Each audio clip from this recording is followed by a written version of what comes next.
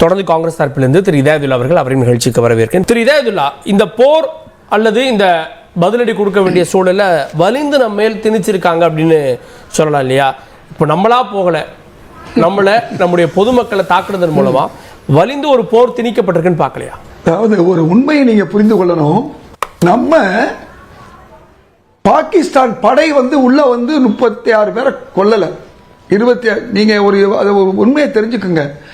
ஆக நாம் எப்ப போர் புரிஞ்சிருக்கணும்னா 41 வீரர்கள், ராணுவ வீரர்களை அன்னைக்கு கொன்றார்கள் அல்லவா? அன்னைக்கு மோடி ஆட்சி தான் இருந்துருச்சு. என்ன செஞ்சிருக்கணும்? பாகிஸ்தான் ஆக்குபைடு காஷ்மீரை இல்லாம ஆக்கியிருக்கணும். அப்போது அருமையான வாய்ப்பு, உலக நாடுகள்லாம் நமக்கு சப்போர்ட் பண்ண ஒரு வாய்ப்பு அன்னைக்கு மோடி விட்டுட்டாரு. சும்மா சர்ஜிக்கல் ஸ்ட்ரைக்னு சொல்லி பிடிச்ச பகுதிகளை திரும்ப கொடுத்துட்டு வந்துருச்சு அன்றைய அரசு, காங்கிரஸ் அரசு, இந்திரா காந்தி அரசுன்னு சொல்றாங்க. அதாவது இவ்வளவு நேரம் அவர் சொன்னதை நீங்க எனக்கு சொல்றீங்க. உங்களுக்கு தெரியாதா 71 யார் வென்றா?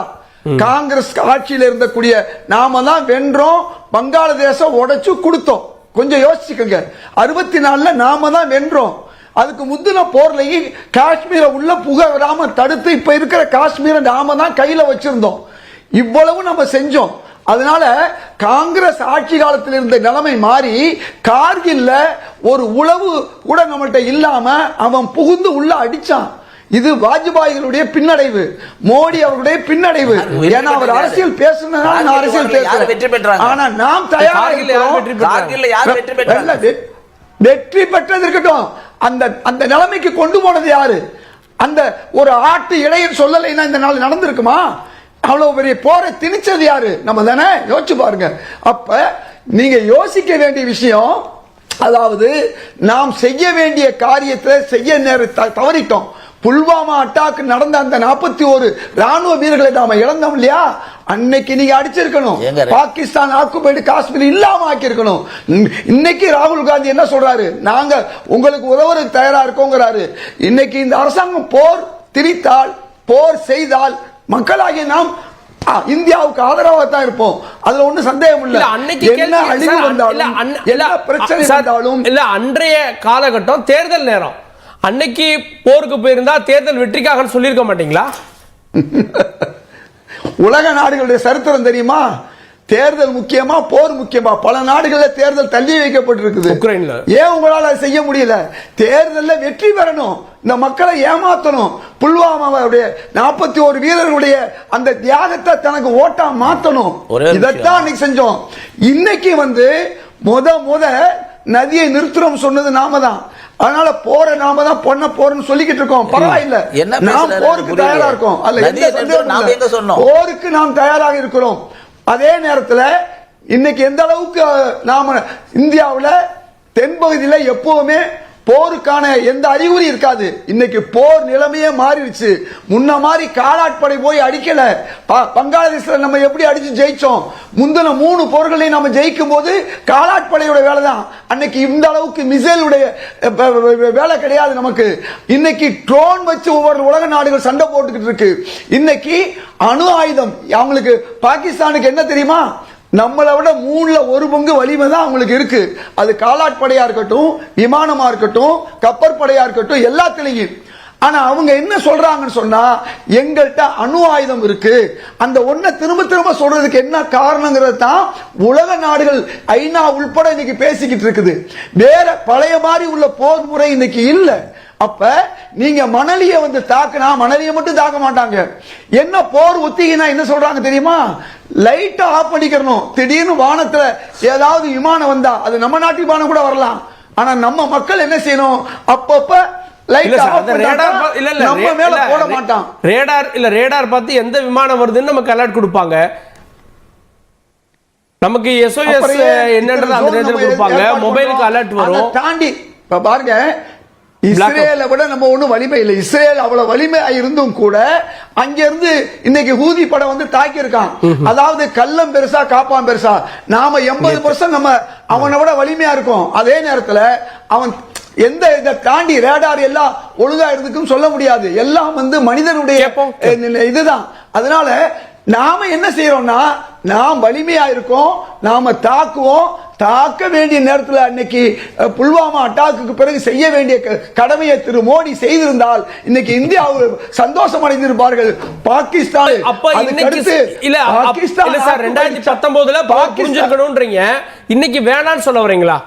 நிச்சயமா இன்னைக்கு நான் வேணான்னு சொல்ல வரல, நம்ம தயாரா இருக்கோம்னு சொல்றோம். ஆனா யோசிச்சு செய்யணும்னு சொல்றோம். அணு ஆயுத விஷயத்தை நம்ம யோசிக்கணும். அதை தடுக்கிறதுக்கு ஆன்டி மிசைல் நம்மகிட்ட இருக்கான்னு பார்க்கணும்.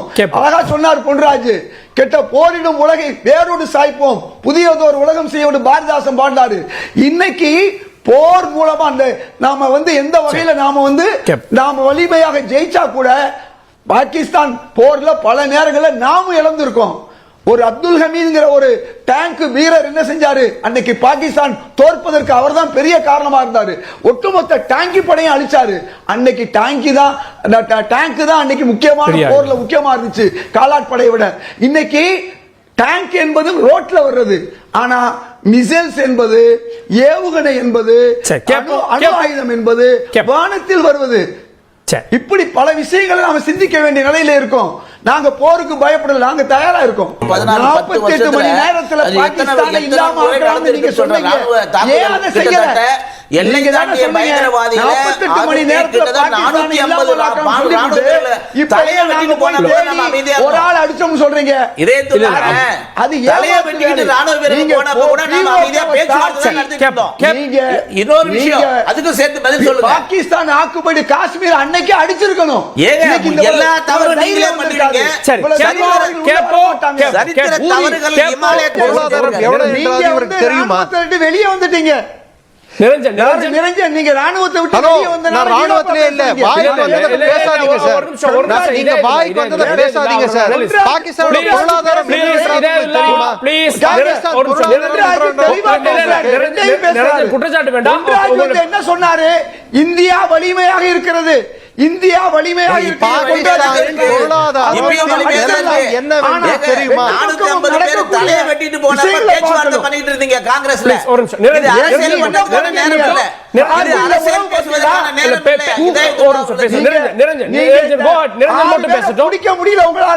எதையுமே மென்மையான கொண்டு போயிருக்காங்க. ஆகையினால ஏகே ஆண்டனி சொல்லியிருக்காருங்க, சகோதரர் நீங்க கேளுங்க. ராணுவ அமைச்சராக இருந்த ஏகே ஆண்டனி பாராளுமன்றத்தில் என்ன சொன்னாரு? நாங்க எல்லைகளை பலப்படுத்துவதில்லை, அதுதான் எங்களுக்கு கொள்கைன்னு சொன்னாரு. காங்கிரஸ் கட்சி நாட்டை பத்தி என்னைக்கு கவலைப்பட்டுச்சு? நாங்க தான் சொல்றோம், பிஓகே அன்னைக்கே நீங்க அடிக்கலைன்னு சொல்றோம். கார்கில்ல இவ்வளவு பெரிய அவலத்துக்கு காரணம் உளவு அமைப்பு உங்கள்ட்ட சரியில்லைன்னு சொல்றோம். பகல்காம்ல இத்தனை பேர் சுற்றுலாவினர் இறந்ததுக்கு உங்களுடைய பாதுகாப்பு குறைபாடுன்னு சொல்றோம். அங்க இருந்தவர்கள் சொல்றாங்க இங்க ராணுவ வீரர்கள் இல்லைன்னு. 4 மாசத்துக்கு முன்ன நான் போகும்போது அங்க ராணுவ வீரர்கள் இருந்தாங்க. இதையெல்லாம் யோசிக்க வேணாமா? கூமர் நாராயணன் தலைமையில 80 உளவாளிகளை ராஜீவ்காந்தி பிடிச்சாரு 1984. அவங்க உண்மையான இந்து கிடையாது, உண்மை முஸ்லீம் கிடையாது, உச்ச சாதியினர். கர்னல் பிரசாத் தலைமையில 7 கடற்படை வீரர்களை பிடிச்சாங்க. அவங்க யாருங்க? நான் கேட்கிறேன், உளவாளிகளுக்கு இன்னைக்கு ஆதரவாக இருந்தது யாரு? அதனால நான் சொல்வது, திரு பொன்ராஜ் அவர்கள் அப்துல் கலாமுடைய ஆலோசகர், நம்ம இந்தியா வலிமையாக இருக்கிறது, பாகிஸ்தான் பலவீனமாக இருக்கிறது. இருந்தாலும் போர் வந்தால் இன்னைக்கு ஒரே ஒரு உதாரணம், உலகத்திலேயே பெரிய நாடு ரஷ்யா. அந்த ரஷ்யா வலிமையா இருக்கிறாங்களா? உலகத்திலேயே பெரிய நாடு, வலிமை இல்லாதனால முடியாது. உலகத்திலேயே பெரிய நாடு ரஷ்யா. அந்த ரஷ்யா ஒரு நாள்ல உக்ரைன் அடிச்சிருக்கணும். இன்னைக்கு 2 வருஷமா நடந்துகிட்டு இருக்கு. 2 வருஷமா 2 நாடுகளுக்கும் பாதிப்பு இருக்கு. இது நம்ம சொல்லலாம் 48 மணி நேரத்துல அடிச்சலாம். நமக்கு பாதிப்பு என்பது உண்டு. பாகிஸ்தானுக்கு அதிக பாதிப்பு ஏற்படலாம், நான் இல்லைன்னு சொல்லல. நமக்கும் பாதிப்பு இருக்கிறது. அதனால ஒரு புத்திசாலித்தனமாக கொஞ்சம் யோசனை பண்ணி நம்முடைய ராணுவத்தை இன்னை வலிமைப்படுத்தி நாம் வெற்றி பெற வேண்டும்.